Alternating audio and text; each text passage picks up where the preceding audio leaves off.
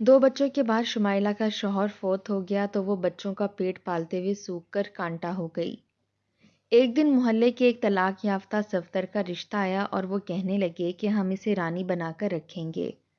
लेकिन शादी के बाद बच्चे नानी के पास छोड़ गया और शुमाइला से बच्चे की डिमांड करने लगा। तो डॉक्टर ने कहा कि कमज़ोरी की वजह से शुमाइला मर जाएगी, बच्चा पैदा ना करे। लेकिन सफ्तर ना माना और शुमाइला हामला हो गई और ऊपर से खाने को कुछ ना देता। और जब डिलीवरी का वक्त आया तो सफदर की रूह कांप गई, क्योंकि ऑपरेशन थिएटर के बाहर बेताबी से टहलता हुआ सफदर बार बार घड़ी देख रहा था। शुमाइला को अंदर गए हुए पूरा 1 घंटा गुजर चुका था, लेकिन अभी तक डॉक्टरों ने बाहर आकर कोई इतला नहीं दी थी। क्या मुसीबत है, एक बच्चा ही तो पैदा करना था, लेकिन इस औरत ने तो तमाशा बना रखा है। सफदर ने झुंझलाकर पैर पटका, लेकिन औलाद की शदीद ख्वाहिश इसे सब कुछ बर्दाश्त किए देने पर मजबूर कर रही थी। इसके कपड़ों पर जा बजा खून लगा हुआ था। इससे इन दागदार धब्बों से भी उलझन होने लगी। ये खून शुमाइला का था। आज सुबह जब वो घर से काम के लिए निकला था तो शुमाइला बिल्कुल ठीक थी, लेकिन जब वापस आया तो वो ऊंधे मुंह फर्श के ऊपर गिरी हुई थी और खून इसके आसपास बिखरे हुए एक तालाब सा बना रहा था। सफदर बुरी तरह से घबरा गया था, क्योंकि शुमाइला 9 माह की हामला थी। शायद वो इसे यूं ही मरने के लिए छोड़ देता, लेकिन इसे अपने बच्चे की जान प्यारी थी, इसलिए जल्दी से इसे उठाकर वो नज़दीकी अस्पताल में ले आया था। अस्पताल वाले शुमाइला को देखते ही साकित रह गए। इनके पास वक्त बहुत कम है, आपने इनकी क्या हालत कर दी है, ये सब कुछ कैसे हुआ? डॉक्टरों ने सफदर को डांटा तो वो शर्मिंदगी से सर झुकाकर रह गया। वो इन्हें क्या बताता कि ये सब कुछ कैसे हुआ था। अपने मुंह से बताकर वो शर्मिंदा नहीं होना चाहता था। डॉक्टर शुमाइला को अंदर ले जा चुके थे और अब सफदर बाहर बेताबी से टहलते हुए इंतजार कर रहा था कि जल्दी से बेटे की पैदाइश की खबर मिले। पूरे 2 घंटे के बाद ऑपरेशन थिएटर का दरवाज़ा खुला तो एक नर्स बाहर निकली। सफदर लपक कर इसके पास गया। क्या हुआ जी मेरी बीवी को, मेरा बच्चा तो ठीक है ना?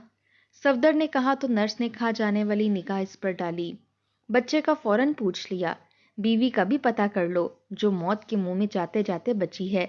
बहुत शौक हो रहा है बच्चे को देखने का, ये लो पकड़ो, अगर बर्दाश्त कर सकते हो तो देख लो। नर्स ने कंबल में लिपटा हुआ नन्हा सा वजूद सफदर के हाथ में थमा दिया। कंबल से बच्चे का चेहरा ढका हुआ था। सफदर खुशी के मारे उछल पड़ा। इसका बच्चा सही था और तंदुरुस्त पैदा हुआ था। बिला वजह मुझे दिन रात बद्दुआएं देती रहती थी और यूं रोब झाड़ती थी जैसे बड़ी अल्लाह वाली बुजुर्ग हो। अब देखो क्या बिगाड़ लिया मेरा, खुद ही तकलीफ में अंदर पड़ी है। मैं तो बेटे का बाप बन गया हूँ। सफदर ने खुशी से बच्चे का कंबल हटाते हुए सोचा, लेकिन बच्चे के चेहरे पर निगाह पड़ते ही एक जोरदार चीख इसके लबों से निकली और इसकी आंखें यूं फैल गईं जैसे इसने एक बेहद खौफनाक मंजर देखा हो। कंबल को थामे हुए इसके हाथ कपकपाने लगे। नर्स ने सही कहा था, ये इसका बेटा ही था, लेकिन साथ में इसने ये भी कहा था कि अगर वो इसे देख सके तो देख ले। इसका कहना दुरुस्त था। सफदर की आंखें बच्चे पर टिकाना मुश्किल हो रहा था। सफदर के हलक से घुटी घुटी सी चीखें निकलने लगीं।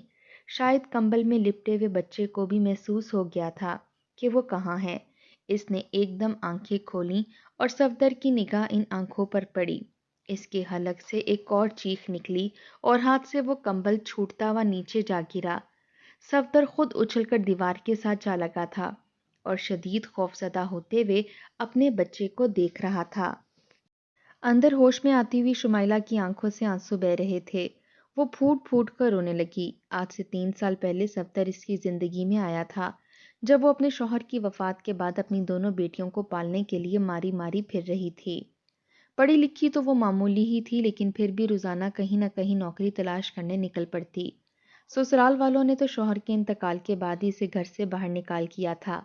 वो माँ के घर आकर रहने लगी, मगर बूढ़ी माँ पहले ही भाइयों की मोहताज थी। इसका खर्च कहाँ से उठाती? भाभीियों ने तो इसे देखते ही आंखें माथे पर रख ली थीं।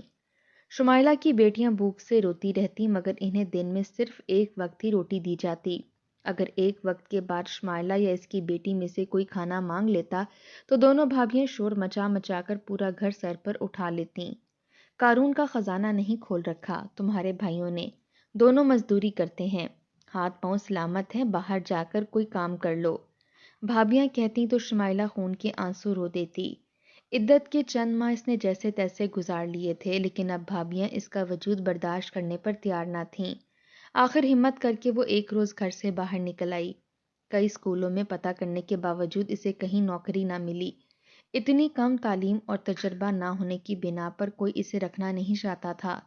تھک ہار کر شمائلہ نے بڑے اور امیر گھرانوں کا رخ کیا۔ صبح صبح 9 بجے آنا ہوگا، سارے گھر کے کام کاج ختم کرنے ہوں گے، جتنی دفعہ بھی برتن گندے ہوں گے تمہیں کو دھونے ہوں گے، اور سارے کپڑے بھی ہاتھ سے دھونے ہوں گے۔ ایک شرٹ دھونے کے میں 5 روپے دوں گی، اور ہاں، میرے شوہر جوان اور خوبصورت آدمی ہیں، ان سے ذرا دور ہی رہنا، سمجھ آئی؟ مالکن جس نے شمائلہ کو کام پر رکھا تھا، اس نے آنکھیں نکالتے ہوئے کہا۔ شمائلہ شرم سے پانی پانی ہو گئی۔ بھلا اس کی مالکن کے شوہر سے اسے کیا غرض تھی؟ اس نے ایک ساتھ کئی گھروں میں کام پکڑ لیا تھا۔ اب وہ صبح گھر سے نکلتی تو شام ڈھلے واپس آتی۔ پورا دن جانوروں کی طرح کام کر کر کے وہ شدید کمزور ہو چلی تھی، لیکن شکر تھا کہ مہینے کے آخر میں کچھ رقم ملنے والی تھی۔ شمائلہ کی دونوں بیٹیاں بے تابی سے ماں کا انتظار کرتی رہتیں۔ بوڑھی نانی ان کی حفاظت نہیں کر سکتی تھی۔ شمائلہ کی بھابیاں دیر تک سونے کی عادی تھیں۔ وہ صبح صبح شمائلہ کے کمرے میں آتی جب وہ کام پر جا چکی ہوتی تھی۔ اس کی دونوں بیٹیاں جو صرف 5 اور 7 سالوں کی تھیں انہیں اٹھا کر کچن میں لے جاتی۔ جلدی سے برتن دھو اور اس کے بعد جھاڑو بھی لگانا۔ وہ دونوں بیٹیوں کو کام سونپ دیتیں۔ وہ معصوم بچیاں کام کرتے کرتے روتی رہتیں۔ معمولی سا نقصان ہونے پر شمائلہ کی بھابیاں بچیوں کو بری طرح سے پیٹ ڈالتیں۔ شام میں شمائلہ گھر آتی تو دونوں بچیوں کے چہرے تھپڑوں سے سرخ ہو رہے ہوتے۔ شمائلہ دل تھام کر رہ جاتی، مگر کام کیے بغیر بھی تو گزارا نہ تھا۔ شوہر کے ہوتے ایسی بری زندگی تو نہ تھی۔ وہ رات سے تھک کر چور ہو کر لیٹتی تو آنسو اس کی آنکھوں سے بہتے رہتے۔ ایک ہی مہینے کے اندر وہ سوکھ کر کانٹا بن چکی تھی، لیکن اسے تنخواہ ملنے کا شدت سے انتظار تھا۔ تنخواہ ملنے کا وقت آیا، وہ پیسے لے کر گھر آئی۔ بچیاں کئی دنوں سے بغیر جوتوں کے گھوم رہی تھیں۔ فرش ٹھنڈا ہوتا تھا۔ شمائلہ کا پکا ارادہ تھا کہ آج انہیں جوتے دلا دے گی، لیکن جیسے ہی گھر میں داخل ہوئی سامنے کھڑے بھائی نے پرس چھین لیا۔ بڑی حفاظت سے پرس کو پکڑے لے کر آ رہی ہو، کیا ہے اس کے اندر؟ کسی کا خط چھپا رکھا ہے کیا؟ بڑے بھائی نے آنکھیں نکالتے ہوئے کہا۔ شمائلہ کپ کپا کر رہ گئی۔ نہیں بھائی، اس کے اندر تو میری تنخواہ ہے، میں نے بچوں کو جوتے دلانے ہیں، شمائلہ نے کہا تو بھائی کی آنکھوں میں لالچ ابھر آیا۔ اس نے پرس کھول کر اندر دیکھا۔ ہزار ہزار کے کئی نوٹ رکھے ہوئے تھے۔ اس نے جلدی سے رقم نکال کر گنی۔ میری موٹر سائیکل خراب ہو رہی ہے اور گھر میں راشن بھی ختم ہو رہا ہے، ان پیسوں سے یہ دونوں کام ہو جائیں گے، اور جوتے لے کر کیا کرنا ہے؟ یہیں گھر میں سے کسی اور بچے کے پہن لے۔ جب اس گھر میں رہنا ہے تو ساتھ میں ہاتھ بھی تو بٹانا ہوگا نا۔ شمائلہ کے بھائی نے آرام سے کہا اور پیسے لے کر اندر چلا گیا، جبکہ شمائلہ ہکا بکا وہیں کھڑی رہ گئی تھی۔ اس کی آنکھوں میں آنسو آ گئے۔ پورا مہینہ جان توڑ مشقت نے اسے ویسے ہی نڈھال کر دیا تھا کہ اب دروازے کے باہر کھڑی بیٹیوں کی حسرت بھری نگاہیں اس سے برداشت نہ ہو رہی تھیں۔ وہ اندر کمرے میں آئی اور پھوٹ پھوٹ کر رونے لگی۔ اگر تو یہاں رہے گی تو یہی سب ہوتا رہے گا۔ بہتر ہے کہ دوسری بار اپنا گھر بسا لے۔ خالہ رشیدہ آ جائی تھیں، مجھے ایک رشتے کے بارے میں بتا کر گئی ہیں۔ اماں نے اس کے کان میں سرگوشی کی تو نہ چاہتے ہوئے بھی شمائلہ سننے پر مجبور ہو گئی۔ اماں، کیا وہ میری بیٹیوں کو رکھ لیں گے؟ شمائلہ کا پہلا سوال یہی تھا۔ اب ماں نے سر ہلا دیا۔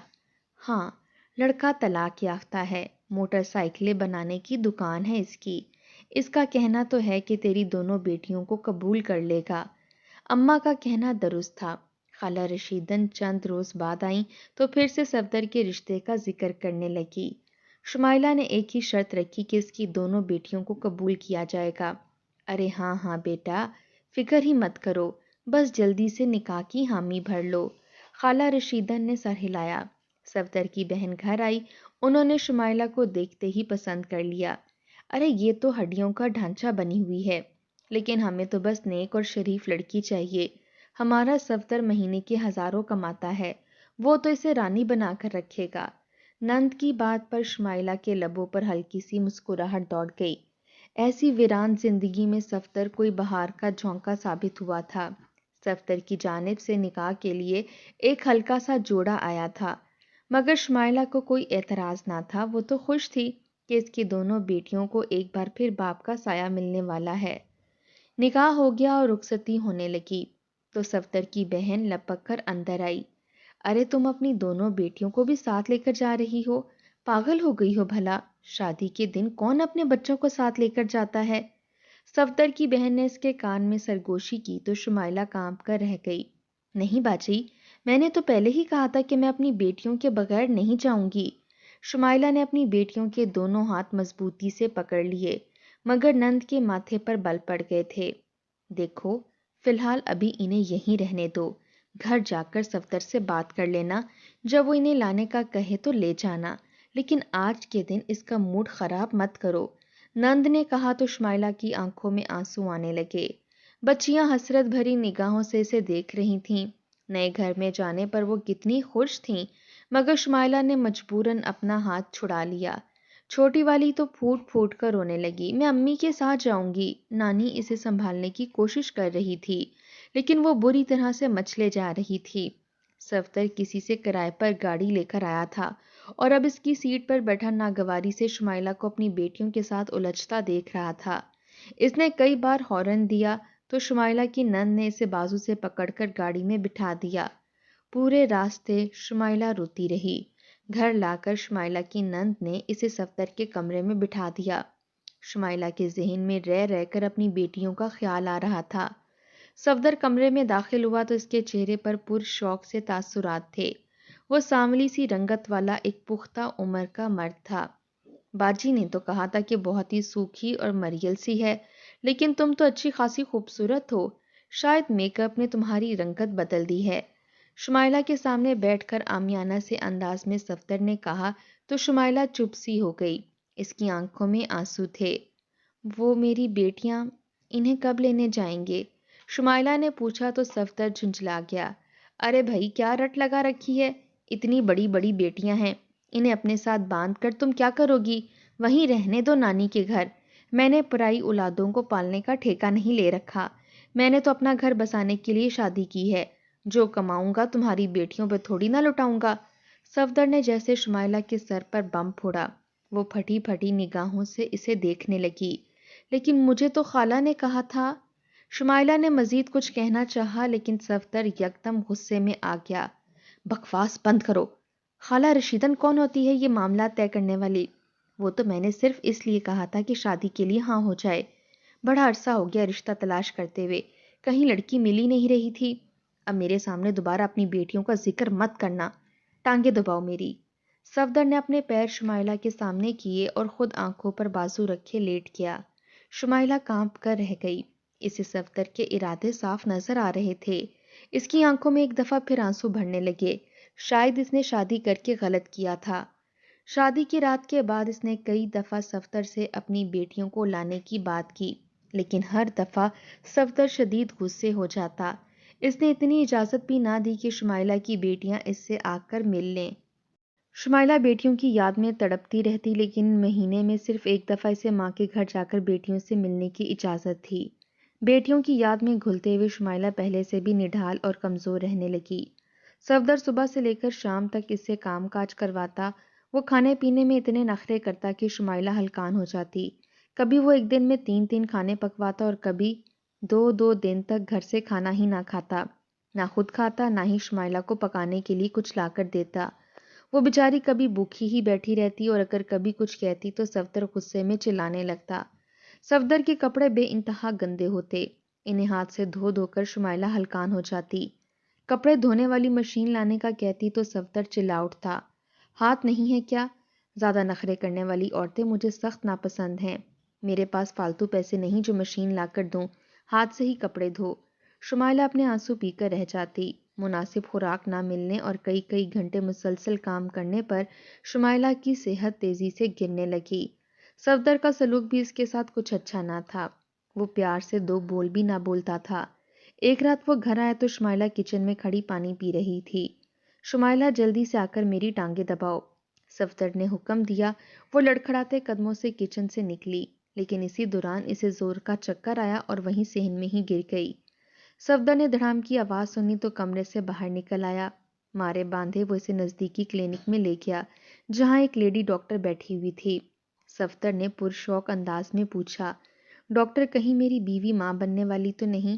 عورتیں شادی کے بعد جب اس طرح بے ہوش ہو کر گرتی ہیں تو وہ حاملہ ہی ہوتی ہیں۔ صفدر کی بات پر ڈاکٹر نے اسے گھور کر دیکھا۔ اپنی بیوی کی حالت دیکھ رہے ہو؟ ماں بننے والا حال ہے اس کا۔ یہ تو اس قدر کمزور ہے کہ اسے اپنا آپ نہیں سنبھالا جاتا۔ اس میں خون بھی بے حد کم ہے۔ اسے اچھا کھلاؤ پلاؤ، طاقت کی گولیاں لکھ کر دے رہی ہوں، وہ کھلاؤ۔ پھل فروٹ گوشت کسی چیز کی کمی نہ آنے دو۔ اگر یہ صحت مند ہوگی تو شاید بچہ پیدا کر سکے، ابھی تو یہ اس لائق نہیں ہے کہ تمہیں اولاد پیدا کر کے دے سکے۔ ڈاکٹر نے لگی لپٹی رکھے بغیر صاف کہا تو صفدر کا منہ بن گیا۔ شمائلہ کو لے کر وہ بڑے خراب موڈ کے ساتھ واپس آیا۔ کوئی ضرورت نہیں اس ڈاکٹر کی باتوں کو زیادہ دل پر لینے کی، یہ سب صرف امیروں کے چونچلے ہیں۔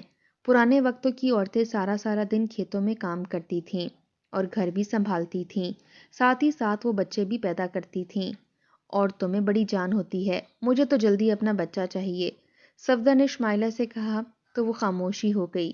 حقیقت تھی کہ وہ چند قدم بھی چلتی تو اس کی آنکھوں کے آگے اندھیرا ہونے لگ جاتا تھا۔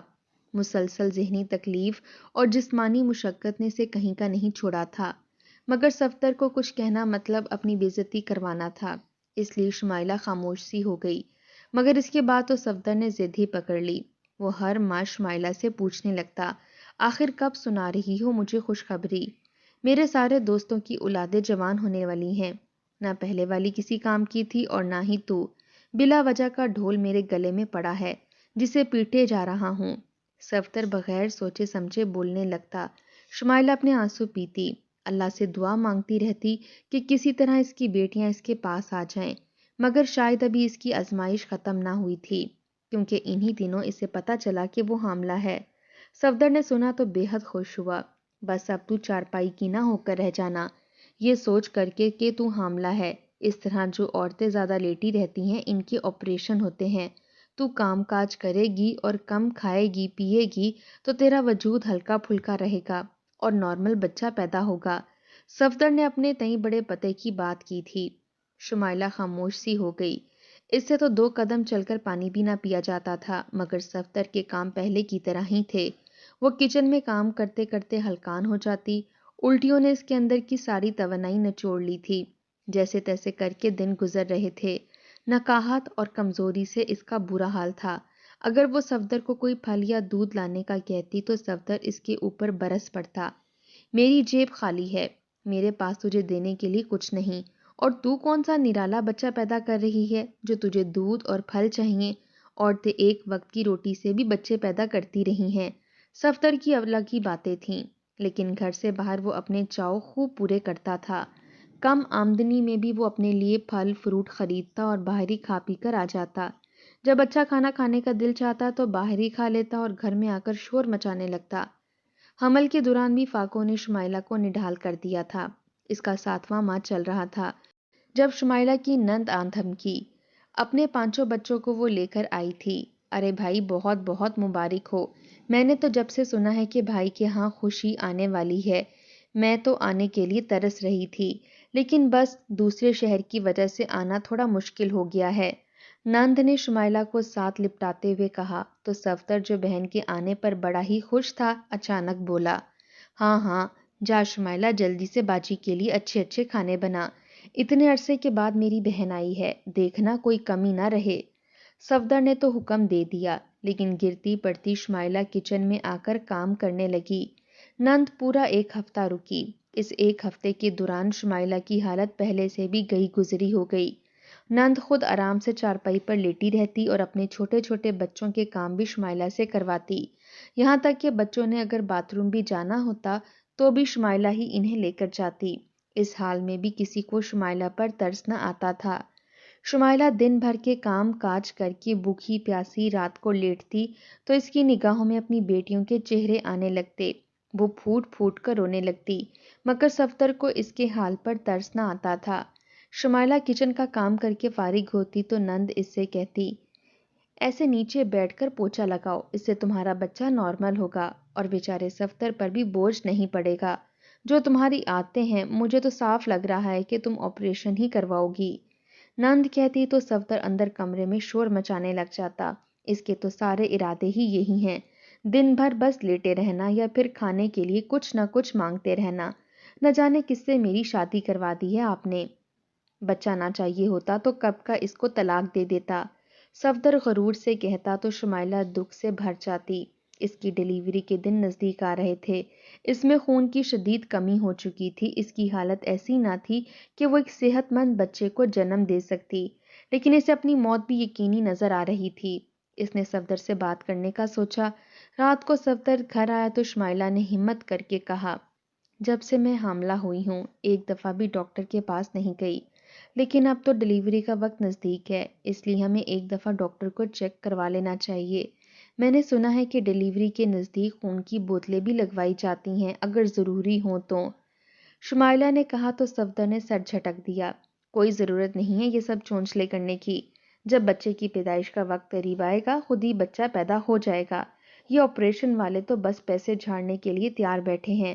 صفدر کی بات سن کر شمائلہ چپ سی رہ گئی، اس نے جیسے ہار مان لی تھی کہ اب وہ صفدر سے کچھ نہیں کہے گی۔ صفدر کو شمائلہ کی ذرا فکر نہ تھی، لیکن وہ اپنے ہونے والے بچے کے لیے خوب ساری تیاری کر کے بیٹھا تھا، بازار سے بیٹے کے لیے کپڑے بھی خرید کر لے آیا تھا۔ شمائلہ کی طبیعت اب اس قدر خراب رہتی کہ وہ بات بھی نہ کر پاتی تھی۔ اس دن بھی صبح صفدر ناشتہ کر کے کام پر جانے لگا تو شمائلہ کی رنگت زرد ہو رہی تھی، اسے شدید چکر آ رہے تھے۔ صفدر کے کام پر جاتے ہی وہ گھر کے کام کاج نپٹانے لگی، مگر شدید تکلیف سے وہ نڈھال ہو چکی تھی، اسے زور کا چکر آیا اور وہ زوردار طریقے سے وہیں صحن میں ہی گر گئی۔ اس کا پیٹ فرش سے ٹکرایا اور جب صفدر نے گھر کے اندر قدم رکھا تو شمائلہ مکمل طور پر بے ہوش تھی اور خون اس کے آس پاس جمع ہو رہا تھا۔ فطری طور پر وہ یہ سارا منظر دیکھ کر بکھلا گیا اور جلدی سے شمائلہ کو اٹھا کر نزدیکی ہسپتال لے آیا تھا۔ صفدر خوفزدہ نگاہوں سے سامنے زمین پر پڑے بچے کو دیکھ رہا تھا جو اپنے ننھے ننھے ہاتھ پاؤں ہلا رہا تھا۔ آئے ہائے، کیسا باپ ہے! اپنے بچے کو دیکھتے ہی اٹھا کر زمین پر پٹخ دیا۔ نرس نے دور سے بچے کو زمین پر پڑا دیکھا تو لپک کر آئی۔ سامنے ہی ڈاکٹر آپریشن تھیٹر سے نکل رہی تھی۔ صفدر کو دیکھ کر اس کی آنکھوں میں غصہ ابھر آیا، یہ وہی ڈاکٹر تھی جس کے کلینک میں اس نے شمائلہ کو پہلے دکھایا تھا۔ ذرا ان کو میرے دفتر میں لے کر آئیں۔ ڈاکٹر نے صفدر کی جانب اشارہ کیا تو نرس نے زمین پر پڑا بچہ اٹھا کر دوبارہ سے صفدر کو تھمایا اور اسے ڈاکٹر کے دفتر کی جانب دھکیل دیا۔